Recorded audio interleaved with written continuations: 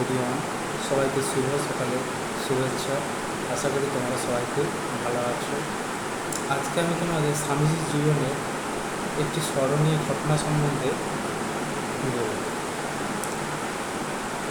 স্বামীজি নিজেকে খুব শ্রদ্ধা করতেন নিজের দেশ ও জাতিকে। সঙ্গে সঙ্গে চাইতেন ভারতবর্ষের প্রতিটি মানুষের আত্মমর্যাদা বোধে প্রতিষ্ঠিত হোক। বিদেশে যাওয়ার আগের আরেকটি ঘটনা। আবু রোড স্টেশনে গাড়িতে বসে আছেন স্বামীজি। গাড়ি ছাড়তে তখনও দেরি। গাড়ির কম্পার্টমেন্টে বসেই তার সঙ্গে গল্প করছেন তার এক বাঙালি অনুরাগী।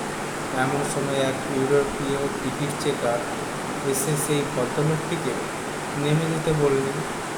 সেই ভদ্রলোক রেল কর্মচারী। তিনি সাহেবকে বোঝাতে চেষ্টা করলেন যে তিনি নিয়ম বিরুদ্ধ কিছু করেননি। সাহেব তা শুনতে চাইলেন না। ফলে দুজনের তর্ক বেঁধে গেল। তর্ক যখন বেড়ে উঠেছে তখন স্বামীজি মধ্যস্থতা করবার চেষ্টা করলেন। সাহেব ভেবেছিলেন স্বামীজি সামান্য সন্ন্যাসী, তাই তিনি ধমকে দিয়ে উঠলেন, তুম কাহায় বাত করতে হো। এবার স্বামীজি গর্জে উঠলেন, তুম বলছো কেন? ঠিকমতো ব্যবহার করতে জানো না?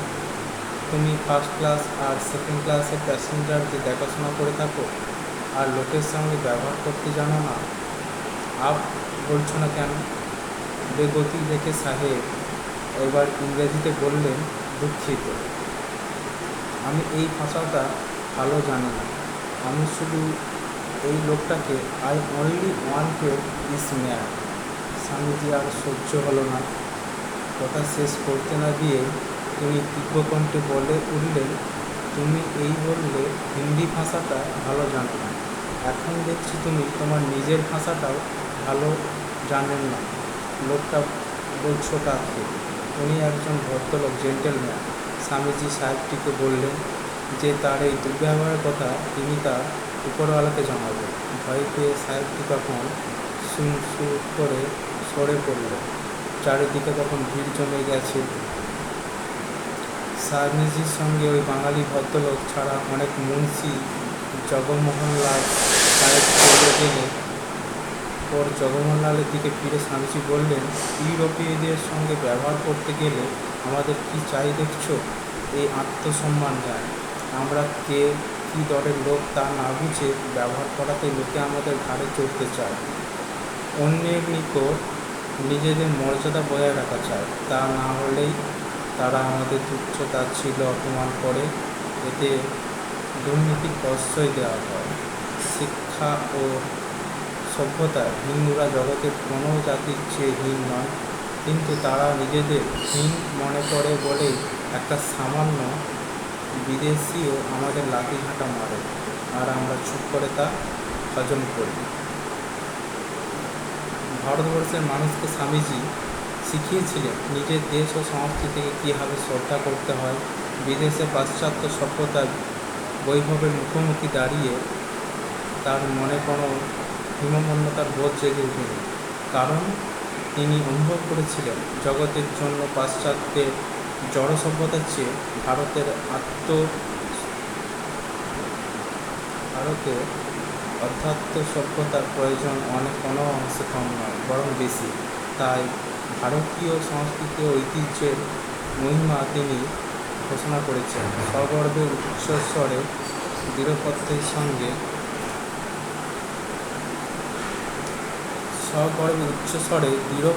সঙ্গে তার ওই দৃঢ়পত্র এবং সাহসী মনোভাবের জন্যই পাশ্চাত্যের হাজার হাজার মানুষ ভারত ও ভারতীয় সভ্যতার প্রতি শ্রদ্ধাশীল হয়ে উঠেছিল। ধর্ম মহাসভায় বিশ্ববাসীর কাছে কোনরূপে তিনি প্রতিভাত হয়েছিলেন তার নমুনা হিসাবে উপস্থিত করা যেতে পারে অ্যানি বেসান্তের বর্ণনা। অ্যানি বেসান্ত বলেছিলেন, শিকাগোর ঘন আবহাওয়ার মধ্যে জ্বলন্ত ভারতীয় সূর্য, সিংহতুল্য গ্রীবা ও মস্তক, অন্তর্ভেদী দৃষ্টি, স্পন্দিত অষ্ট, চকিত দ্রুতগতি, কমলা ও হলুদ রঙের পোশাকে পরমাশ্চর্য ব্যক্তিত্ব। স্বামী বিবেকানন্দ সম্বন্ধে আমার প্রথম প্রতিক্রিয়া রূপ এই। ধর্ম মহাসভার প্রতি ধর্ম মহাসভার প্রতিনিধিদের জন্য নির্দিষ্ট কক্ষে যখন আমি তাকে প্রথম দেখলাম, সন্ন্যাসী তার পরিচয় নিশ্চয়, কিন্তু সৈনিক সন্ন্যাসী তিনি। প্রথম দর্শনে বরং সন্ন্যাসীর চেয়ে সৈনিকই বেশি মনে হয়। মঞ্চ থেকে যখন নেমে এসেছেন, দেশ ও জাতি গর্ব আছে দেহের রেখায় রেখায়। পৃথিবীর প্রাচীনতম ধর্মের প্রতিনিধি পরিবেষ্টিত হয়ে আছেন কৌতূহলী পর্বাচ্ছন্নদের দ্বারা, যারা কোনো মতে নিজেদের দাবি ত্যাগে প্রস্তুত নয়। তারা যেন বলতে চায়, তিনি যে সুপ্রাচীন ধর্মের প্রতীক পুরুষ, সেই ধর্ম আশেপাশে সমবেত ধর্মসমূহের মহিমার চেয়ে হীনতর। কিন্তু না, তা হবার নয়। ধাবমান ও অত্যন্ত পশ্চিম দেশের কাছে ভারত যতক্ষণ তার এই বাণীবহ সন্তান বর্তমানে আছে, ততক্ষণ লজ্জিত থাকবে না। ভারতের বাণীকে তিনি বহন করে এনেছেন, ভারতের নামে তিনি দাঁড়িয়েছেন। সকল দেশের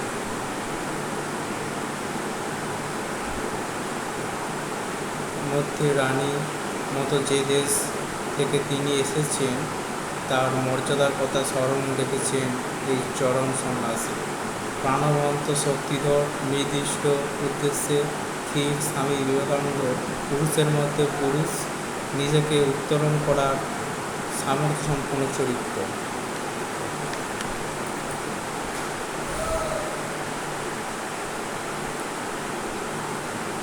আজকে আমি যেটা পাঠ করলাম সেটা আমি আমাদের সভার স্বামীজি এই বইটি থেকে পাঠ করলাম। স্বামীজির জীবনের একটি স্মরণীয় ঘটনা।